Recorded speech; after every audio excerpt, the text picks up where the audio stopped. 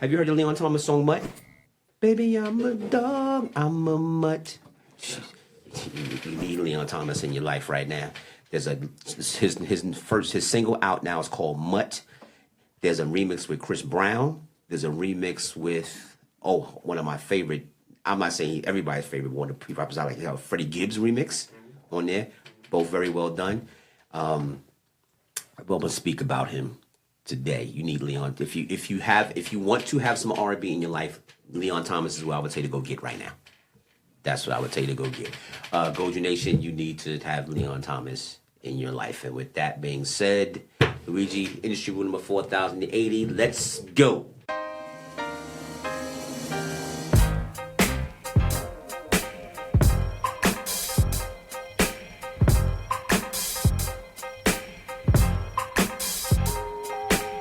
Industry rule number 4080.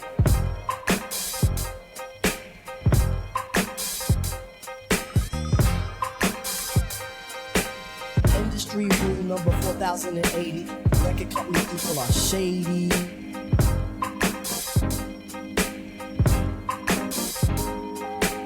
Industry rule number 4080.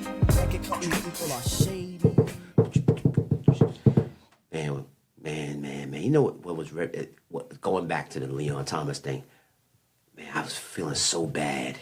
No, I do currently feel so bad about male R&B. The male R&B genre right now is bad. Like,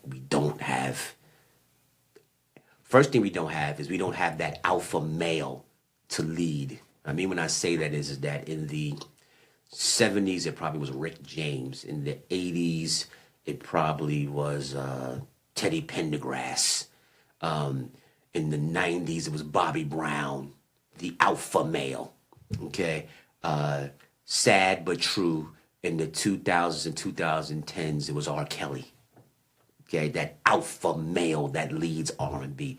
And then everybody else would be around that. And because you would have people like R. Kelly, watch this, you would have people like Tyrese and Tank, who are genuine, also being alpha males, if you will. We don't have that now.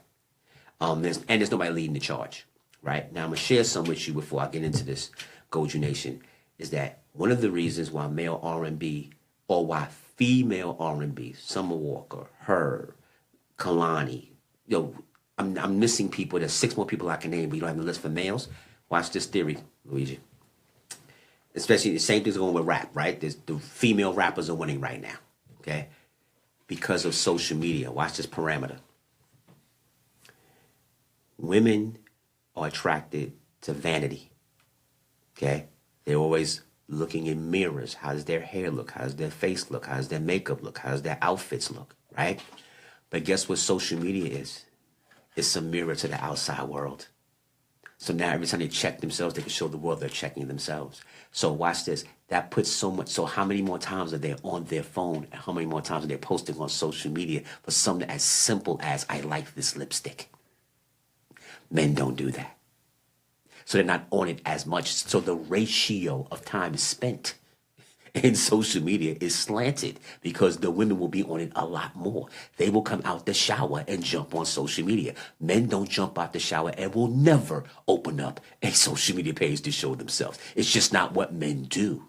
So adding the fact that men like looking at pretty women or over pretty things, guess how much attention is on social media? And all you got to do is add your song underneath it, and what you got? You just promoted yourself for half the money and half the time. So the men don't have that wherewithal to make themselves that vain to be that way. And if they were, we would actually criticize such. We let the women be vain. So that's why they're winning and the men not doing it. That's why we need that alpha male, and we don't have it. Industry rule number 4080. Thank you, Goju Nation. How are you? This is Tally. I am your host. Thank you for joining us. What is this, Luigi? Season 3, episode 11. And we are closing in. I won't say we're closing on the end of the season, but season 4 is not that far. We're closer to season 4 than we are away from the end of season 3. It is coming. Thank you, Goju Nation. As always, you are appreciated and respected. I feel like we're giving some successful vibes here, Luigi. Luigi's been with me since day one here at Pulse Point Media, and we are just now at the point now. It used to be we would kind of be on a schedule. Now we just kind of hang out, kind of just hang out and kind of get a couple things done and talk about a few things. Then we go on home, that type of thing. All right. We do that podcast that decodes industry, culture, lifestyle, and relationships. Only way that Gotham Jungle can do it. Qualified, verified, certified. Right, Luigi? Qualified, verified, certified. That's what you get when you come see us. And I need something from you, Goju Nation. I need your email addresses for the newsletter that will be forthcoming soon. And I need you to hit me on Facebook, IG, the Gram, same thing. X, Threads, YouTube, at Gotham Jungle. One word, at Gotham Jungle. So you can be an official member of Goju Nation. And when the newsletter comes out, you will have all things industry rule number 4080 and Gotham Jungle at your fingertips. Of course, like, follow, share, subscribe. And in them comments, let me see those email addresses. Like, follow, share, comment, subscribe. All right? Appreciate you. I was talking to Luigi about what's happening in the current state of R&B and why women are and why the women are winning or selling more if we want to go that route. And it brought me to what we're doing today, Goju Nation. One of the things you like me to do. When I don't do it, I see you hit me up and say, where are they? Today, Luigi's hearing this for the first time. Album reviews. Let's get into some, right? Luigi's like, yeah, okay, because that's something I don't, every time you give one, that's something I hadn't listened to that I should be listening to. Here we go. So that's why I was talking about how female R&B is winning compared to male R&B, because that social media aspect is one simple, small thing that's been having a major impact on the success of certain things. When Kalani goes on vacation, she has a whole storyline of what happened during that whole vacation, where she went, if she met monkeys, if she rode a horse, if she went up a volcano, if she went out to a dinner meeting, if she went out dinner dancing, people seeing it's all in the stories. Whereas when the male version of an R&B singer goes on vacation, he just goes on vacation. And if you happen to catch him, he'll throw up, oh, camera's on. But he doesn't have the wherewithal to say, I need to document this. Women, because of their vanity, care to document. And what social media does, it allows them to have a continuous mirror with memories rather than a mirror for the day. Now, segue of why I mentioned that, because there is a silver lining. Because when you win a Grammy for working on Snooze with SZA, and when you have writing credentials with Drake, Ye, Ty Dolla $ign, Ariana Grande, then you make your own album. Somebody's going to say, let's see what this guy can do. But when you do that, you have my attention, because great writers sometimes become the best artists because of what they were able to craft for others so they can do it for themselves.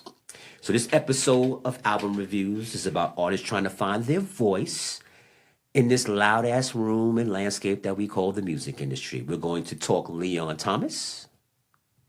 I'm just pausing because Luigi doesn't know what I'm going to say next. We're going to do Honey Baby. You've heard that name come out of my mouth before. He just smiled like, yes, you have mentioned her. And I've heard this one too.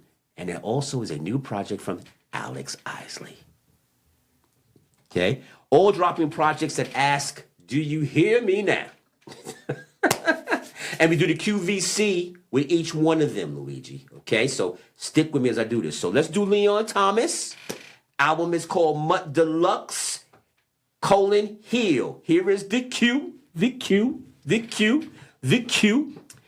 He is a Grammy Award-winning writer who worked on Snooze. I don't know if you know Babyface worked on that record too. Did you know that, Luigi? There you go. Okay. He's written for Kanye. He's written for Rick Ross. He's written for Ariana Grande. He's written for Drake, as I said, Ty Dolla $ign. And he plays bass guitar, acoustic guitar. Remember, that's different. 4-string compared to 6-string. All right? For those that don't know. He plays keyboards and he plays drums. Here is one of the best things about the album Underqualified, Luigi. It is not an algorithm album. Do you know what an algorithm album is? Those are albums where all the songs are around 3 minutes and 2 minutes and 30 seconds to meet the Spotify timeline of playing songs online to stream. And then you have these whole albums that are now 30 minutes because you have to meet the algorithm length of what a song would play in this in the streaming world of playing songs. He doesn't have an algorithm album. Songs are 4 minutes, songs are 5 minutes. So he could clearly express his creativity. And that is a selling point, Goju Nation, of why you need to have this album. It is not an algorithm album.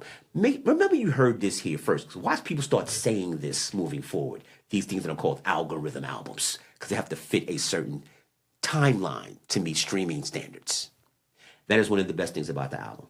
He is crafting this album in his own lane. He wants to be the creative person and express himself for what he has to say, not for what radio is going to accept. Not that he's not making radio records, because Mutt is a smash radio record. Okay? To put this in perspective, and because you have more albums to review, I'm jumping through this not fast, but qualitatively. Okay? This is the album, and you've heard me say this. The Leon Thomas album is the album that Lucky Day should have made. I repeat, Lucky Day won the Grammy, okay, with the DeMille song that I love. That's You. Okay, That's You is a fantastic classic record, but that's the best record on that album. If that record was on this album, this would be a classic album. And this album is damn near classic. I repeat, the Leon Thomas Mutt Deluxe album is the album I wish Lucky Day would have made. And that's what's qualified. Here's what's verified. The V. The production is warm. It's textured. It's cinematic. You can feel within this album how badly Leon wants to be heard as an artist. Not as a singer, as an artist. Like, hear me as an artist. Excuse me. It's emotional, but for the right reasons, because a male R&B album should run the gamut of emotion. So it does that reflectively and properly. The key songs on the album are Feelings on Silent. That has Wale on it, by the way. Wale is on the album. Yes, It Is, I Do, Not Fair, Prize. Let me tell you a little formula. And Luigi, think about this as I say this. Okay? Classic albums that people like tend to have at minimum 3 songs that everybody likes, and then other songs that the individual likes. That's what puts it in the classic category. When you start getting to 4, 5, and 6 of the greatest records, now you're getting into a different stratosphere of certain records. Let me give you an example that you're going to nod your head and say, I get you. Okay? When I say X Factor, when I say It Could All Be So Simple, when I say That Thing, when I say It's Too Good to Be True, those are all on what album? The Miseducation of Lauryn Hill. These are all records that everybody loves, correct? Okay? Is it unequivocally understood it's a classic album? Because I just named 4 songs that everybody loves. When I say Wanna Be Starting Something, Thriller, Beat It, Billie Jean, The Girl Is Mine. Do you understand where I'm going with this? Okay, so when you get to a point when a song is naming 3 to 4 songs that everybody likes, you got to keep saying it's graduating to a different stratosphere, if you follow me. So I just named 5 songs on the Leon Thomas album, and there's probably 2 more I'm missing. Okay, so one song, Vibing With Me, I want to say if that's the name, if I got it right. And there's the remix on that one with Big Sean, I think. That's another very good song. But I just named 5 songs on this album that I'm saying you need to listen to. So I'm not going to go classic. I'm going to say, I know it's definitely an album you should listen to. I know that for sure. I know for sure. The sonic arc of this album, it grows from pain to confidence when you hear the context of the album. It's what he's been through to him have moved past it to being strong enough to say, I'm good. And he does that musically as well as lyrically. Vocal arrangements are pretty well done as well, too. There's only one critique, especially with these deluxe albums. It's about 6 songs too long. Like, if you could take 6 songs off, the album will still be the album. So I'd rather them been that. So that's my only critique. And if it was 6 songs less, it would be a classic album because there'd be no fluff. It'd be What's Going On, Marvin Gaye. Song after song. You'd say have that compact to it. And that's what's verified. Okay, that's what's verified. What's certified, the C, is that in today's landscape, This is the definition of a borderline classic album. If you're making an R&B album as a male, if you're Giveon, if you're Daniel Caesar, you fill in the blanks, you may want to kind of go here before you go back in the studio. So you can know what the standard is, because he definitely has raised the standard of what current R&B artists should be thinking about, okay? It doesn't chase TikTok trends. Like I said, it's not an algorithm album. And it dares you, after the first couple songs, to stay with it. Like it does so many, like the strong gems that say, you don't really want to walk away, do you? You kind of want to say, I don't know, I'm doing for the next hour or so, I'm going to listen to this album. Okay? Well done in that sense. He gives us range, intention, and real music. This album is Gold Juice certified. Okay? Make sure, look at me, Luigi. Make sure this is part of your 2025 R&B rotation. Gold Juice Nation. Make sure. Okay? Let's move on to somebody I've spoken about before who I am a fan of. And when the album date was dropping, I was panting with anticipation because my potential and what I see in this artist is so significant that I was so anxious to hear this. And that is my girl from the Bronx, as of New Jersey. I think that's where she lives right now. And that is Honey Baby. Okay? All right. Now, Honey Baby was independent with the first project. Very strong album. So strong independently that a major picked her up. She's on Warner now. Okay? So as I review this, you're going to see the difference between being independent and making music and being on a label and your album comes out. Okay? So here's what's qualified about Honey Baby. Okay? We all remember that she broke through with her Touching song. Touching, touching, touching on me. Right? Remember that, right? That was her first song. Independent hit, pure heat. Everybody loved it. She signed to a major Warner. And this is her album, as I call it, is her major label album test. That's what I call it, okay? What I see her star quality in is that her vocal arrangements that she does on her own are stellar, okay? She writes very current. She is urban with her writing. She is edgy and urban with her writing. She does not write vanilla. She writes very cake batter. As a flavor, okay? That's how she writes. She does not write vanilla. And it goes straight to the point. You don't have to sit back and say, where's the puzzle? She writes now and she goes straight to the point and you get it. And that actually speaks volumes to how the impact of the songs. Okay? Her new song is called, the current first single was a song called Left Eye. Watch this. Have you heard the song? Left Eye, just to give you a concept, okay, is about her blacking out on her boyfriend for making her think she was crazy. So she's going to burn his house down like Left Eye. Okay? The loop that she uses and works over is the Quiet Storm loop from Mobb Deep. Okay? Which adds an ominous aspect to what she's going to say and do. So now I just said, and I make Luigi say, I think I'm going to listen to it. I'm going to try to find that one on the way home. That sounds interesting. Okay, she likes to blend her R&B edge with classic undertones and classic loops and stuff like that. And she does it very well. She doesn't do it in a way where, like, you say, why is she trying to loop this? It sounds like she's doing it because she knows what she's intending to do. Okay, that's what's qualified. I have high hopes for this, but let's see what we get to because I know she has that writing flair and talent. That's what's qualified about Honey Baby. Here's what's verified about Honey Baby. So I've listened to the project. Here, I theme this. Here is where the machine got in the way. Okay? Akil King, watch my analogy, watch how it ties together, who produced the Player song for Coi Leray. You saw I just spoke about, she did a song with the Mobb Deep sample, so you can get the executive thought process, right? And Touching, if you remember, has the loop from Put Your Hands on My Eyes Can See. Okay? So you can connect the dots of why a producer like Akil King, who did Players, which uses the sample from Grandmaster Flash and the Furious 5, the message for Coi Leray, has been brought in to give full control of producing the album. I get the math of that. Follow me? Okay?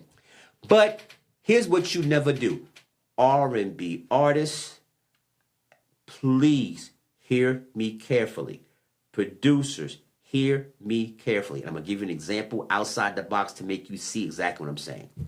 When you have a hit record with a producer, do not commit the cardinal sin of doing your next project without that producer. Don't ever, ever, ever do that, because you have to keep us tied or tethered to what your success formula is. So if you make a hit record with the producer, I'm not saying, even if you don't do the whole album, do something song-wise with that producer. Don't do the whole album, but do 2 songs. It don't kill you.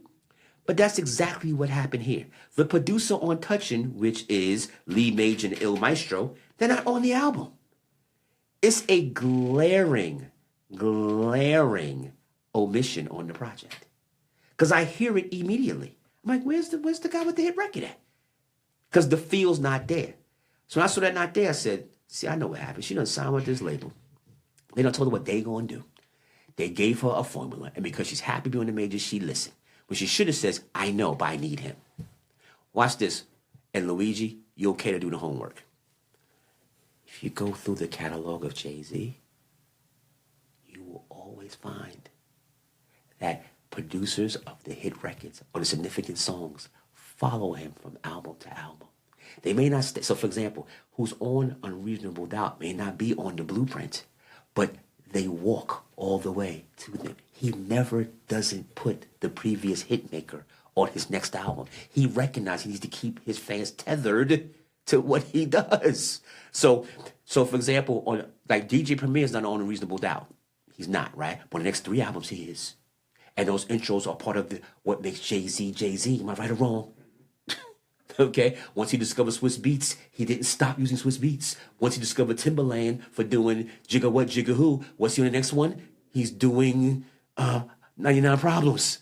Like, this is, I'm saying this with such energy because it's that simple. It's not even hard to do. It's that simple. Okay? Why do you think Wu-Tang's so successful? What's the common thread? RZA's on everything.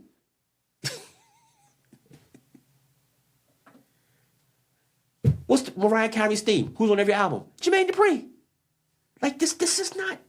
Nirvana Michael Wall is a writer. I'm saying Brandy's success. Ronnie Jerkins is on everything. Don't make this mistake. And Honey Baby made this mistake. And it's only her 2nd album. You follow me? So this becomes a problem for me because she's deviating too soon. And that means she may think she is more than what she is. You know, put on some makeup, go to a BET award, get in that IG mirror, find 1 million fans. You may be thinking more than what it is instead of focusing on the records. Anyway, I had to make that. It's not a segue. I'm just saying what it is because that was it upset me. And nothing. When I campaign for somebody, I'm gonna let Luigi just nod his head. Don't I scream loud and clear like I know I'm not wrong? I campaign like, yo, this person is good, right? And Luigi, lie to me if I'm wrong, okay? And when I toot my horn for somebody, and you go back and see I'm tooting my horn for him, do you at least say, I see where he's coming from? Have you ever, be honest with me, have you ever said, nah, he's crazy? You at minimum says, I see what he's talking about. I get it. All the way up to, wow, I didn't know this record existed, right? Discovering some gem. So I'm not guessing here, Goju Nation. So it pisses me off when I see this. I'm mad at her. I'm mad at her that Il Maestro and Lee Major's not on this album. I'm mad at her. And that's what's verified. Okay? Here's what's certified. It's certified.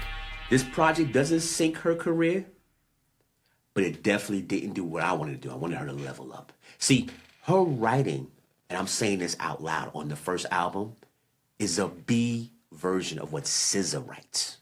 That's how good her writing is. And it was only her first project. So just like Kendrick Lamar gets better and better and better, I wanted to get better with her writing on this album. So she stayed at the level with the writing and didn't have better tracks. So it didn't level her up. She's kind of staying right there. She's treading water. So that's what's also certified is that her features are wasted. Remember I said the guy that produced Players for Coi Leray is the main guy that's running the album. So Coi Leray's on the album. Okay. Tuzi's on the album. They feel like throwaways. They feel like, why'd you even call them for? They don't feel. I feel like they're used for the wrong songs. Okay, misrepresented, misused. Okay, and let me throw some silver lining on this. Okay, She's still a problem vocally. Her vocal ranges are still strong. Okay, she's got a strong voice. She's not a vocal stylist. She is a singer. She can sing. Okay, like she has range and stuff like that, right? But this album needed better A&R direction and could have used a little bit, a couple of hugs. Okay, and those producers should have been there, right? And that's what's certified. That's what we got for Miss Honey Baby. I want better, but second album, so she'll have another opportunity. Okay, labels rarely sign a person for one album. They usually say you get one shot and a second shot. Then they have to make some hard decisions if things don't go in a certain direction. Now, if there's anybody who has followed this podcast, if there's anybody I've spoken about since day one and they know, and I think when I first came here, I mentioned her name on day one, okay? Alice Isley, okay? And I keep reminding you because you really need to get into her because she's really something you need to have in your life if you're a person that enjoys music. Okay, she's been independent for about, I want to say, close to 10 years. Okay, and as she steps into R&B royalty, because to be independent for 10 years it still counts means you count for real. They're here for you. They're here for you. Again, she's Ernie Isley's daughter from the Isley brothers. And she earned her stripes on her own through a decade of being, excellent in her independent way. Here is what is qualified about Miss Alice Isley. Okay? Whatever she's singing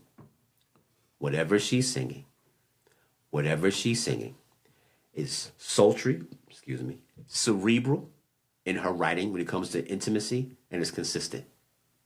So if you want to go on a ride, vibe out, as they say, she's absolutely a vibe. Absolutely that, okay? Also within her chemistry, look these things up if you can, when you choose to delve in, because I'm not guessing. Her chemistry with producer Jack Dine is magical. It's the Missy Timberland thing. It's the Rodney Jerkins Brandy thing. It's Billie Eilish and her brother. Okay, what they do is them. And anybody else said if you listen to Billie Eilish, I know you have. When other people work with her, it's not what she does with her brother. It is absolutely not. Okay, Ariana Grande has that same chemistry with her main producer, so they have a signature sound that connects. But now she's trying to go mainstream, as I veer off out of qualified, there's a little bit of a shift. Okay, so here's what's verified.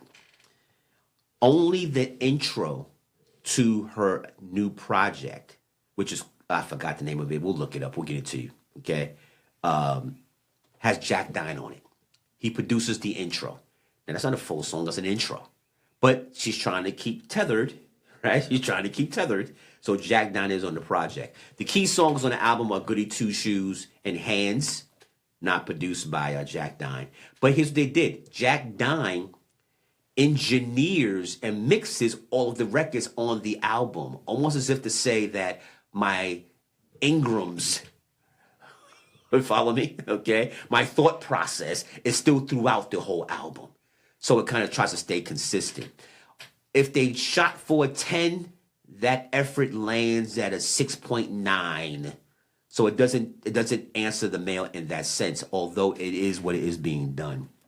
But let me tell you my analogy to the Alice Isley album. And Luigi, I'll let you nod your head in agreement. You want to give a food analogy. When you go to Thanksgiving dinner at your family's house, and you're old enough, you've gone there, let's say you've gone there 5 years in a row, and you're going to be there year number 6, right?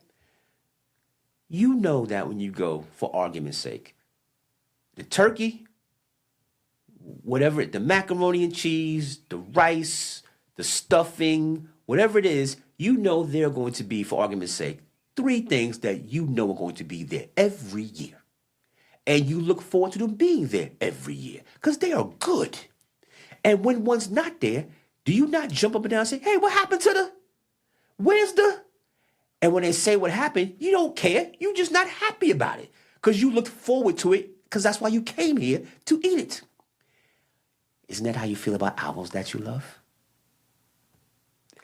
If you're used to, let's go Universal. If you're used to Michael Jackson doing up-tempos and he doesn't do an up-tempo, you're saying, well, what the hell is the up-tempos? I'm supposed to be dancing right now. If he doesn't have a Save the World record, where's the Save the World record? Where's the Man in the Mirror record? And if he didn't do it, you were upset with him. Am I right or wrong? This is what she does when she doesn't have Jack Dine on the album producing records. You're messing up my Thanksgiving dinner. But you're saying, yeah, but I bought this to eat. There's no turkey, but there's ribs. I don't want no fucking ribs. What turkey? Well, you know, the stuffing is made with turkey. I want the stuffing with the sausage. Stop playing with me. And I'm saying that because of her years of being independent and all the records she did with Jack Dine to build her base. So for her to join a major label and not work with Jack Dine is her forgetting to fix Thanksgiving dinner. And and I'm saying Thanksgiving dinner because you're on a major label.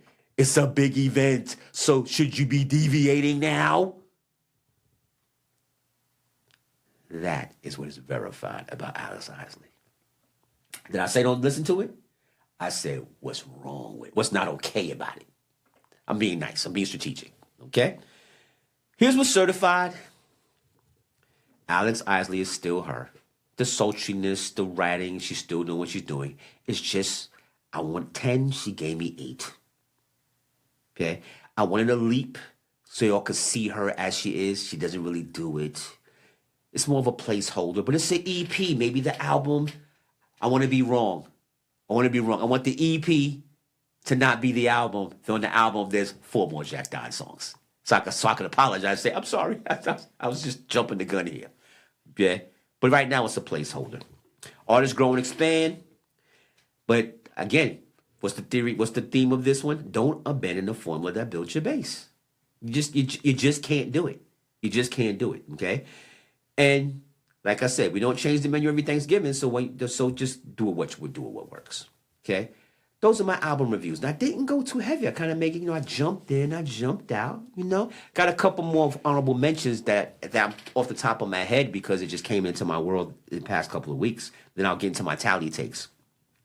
Slick Rick, The Ruler, or MC Ricky D, has dropped a new album called Victory. And let me tell you the best thing about it. It's about a half an hour. It is an algorithm album.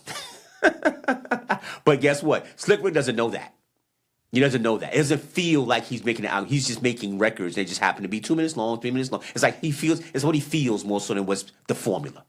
Okay? He produced the whole album. He produced the full album himself. Not a surprise. And because of such, it is everything you like about Slick Rick. No Mona Lisa's not on the album. Okay? No Hey Young World's not on the album. But variations that let you know that Slick Rick made those records are on the album. The storytelling is still there. The ad-libs are still there. The personalities, he has different personalities in his records, they're still there. And it's a good album. Okay? If you're a 80s what they say, I don't know if you know this, Luigi, but they call the classic era of hip-hop classic era. And I'm making this, I'm bracketing this. They say the year of transition, the year where hip-hop became hip-hop was 1988. Okay? But I'm going to give it the bracket room of between 86 and 89. Okay? So if you're that generation, if you're the Big Daddy Kane, Rakim, KRS-One, Cool G Rap, Salt and Pepper, LL Cool J person, this is your album. And they made one for you, and you'll go back in the time capsule. For the right reason. It doesn't sound aged. It just sounds like Slick Rick's doing now, and you just remember and appreciate what he is. Victory by Slick Rick. On oh my God, Mass Appeal Records. Mass Appeal Records is Nas's label underneath Sony. Bet you didn't know that. Okay. Slick and Slick Rick's album is one of a flurry of 7 albums that are coming from Mass Appeal, all classic. I think the next one is Supreme Clientele 2 by Ghostface. There's a Raekwon album in there. There's a Nas solely produced by DJ Premier album coming in there, and a few others, all on Mass Appeal. Slick Rick's one's the first one. It is a purchase if you're of that genre. Second one is The Carter 6, an honorable mention by Lil Wayne. And if you're a Lil Wayne fan, again, he doesn't disappoint. He doesn't disappoint. But if he's trying to keep up with the Joneses, lyrically, he will never change. It's almost as if Jay-Z rhymes. He will never, ever, ever open his mouth and say something bad. Okay? Lil Wayne is right there lyrically, flow-wise, the whole thing. But as a package, you're not overwhelmed. But if you're a fan, you're happy he made an album. I repeat, if you're looking for a great package, you will not be overwhelmed. If you are a fan, you will absolutely be appeased. Okay, best record on the album, and Luigi's going to confirm this. Not that he knows the whole album, but he's going to confirm this is a good record. Is, what did I call it? Being Myself, produced by Manny Fresh, with a production style from Manny Fresh that you haven't heard from him that you really will appreciate. Like, you almost will say, if he does more of this, I could see him doing more records.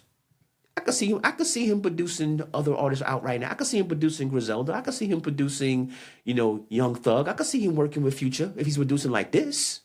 I could see him on Kendrick, producing with tracks like that, right? Sounds about right. So those are my honorable mentions, okay? Here is my tally take, Goju Nation. Overall, Lil Wayne showed up, okay, with a personal, intentional music project. Thank you, Leon Thomas. Honey Baby has the talent, but lacked the infrastructure to put out a great project. I expect better from Honey Baby and look forward to hearing better. And Alex Isley, we love you. I'm one of your biggest fans. Just don't leave your blueprint behind. Where's Jack Dine? Where Jack Dine? Okay? But my biggest takeaway is that Leon, your album has stepped up male R&B. It really has. You have raised the standard. Now all we need is Kenyon Dixon next album and Giveon to stick to his last two singles and step up and keep this thing going, along with Daniel Caesar looking at the blueprint of Leon Thomas, and R&B on the male side might be back on track. Luigi, thank you, sir. Thank you for hanging out with me. Miss Nuri, we appreciate you. Miss Navana, appreciate your spirit in my spirit. Miss April, thank you for being around and caring. Kelvin, wish you best on your endeavors. And always the grand architect of the universe, okay? Tap in, Goju Nation. Tap in. Need your email addresses. Like, follow, share, subscribe, comment. Like, follow, share, subscribe, comment. You know where you have to go to. The Gram, Facebook, X, Threads, YouTube, at Gotham Jungle, one word, at Gotham Jungle, one word. We are growing. You are respecting and appreciate what we are doing. It's happening organically, so it's not bot-driven. It's not me trying to drag you there. You're arriving, coming, staying, and getting comfortable. I appreciate you intensely, Goju Nation. As long as I am here, you will always get what is qualified, verified, and certified within the landscape of what's happening in culture, what's happening in lifestyle, what's happening in industry, what's happening in relationships, okay? I appreciate you all, and never forget, light and darkness cannot coexist at the same time. So if you choose to be one, choose to be the light. Thank you, thank you, thank you.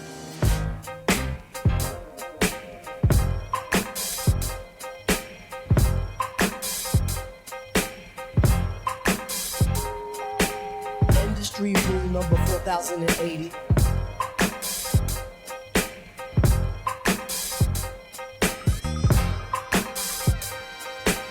Industry rule number 4080. Record company people are shady.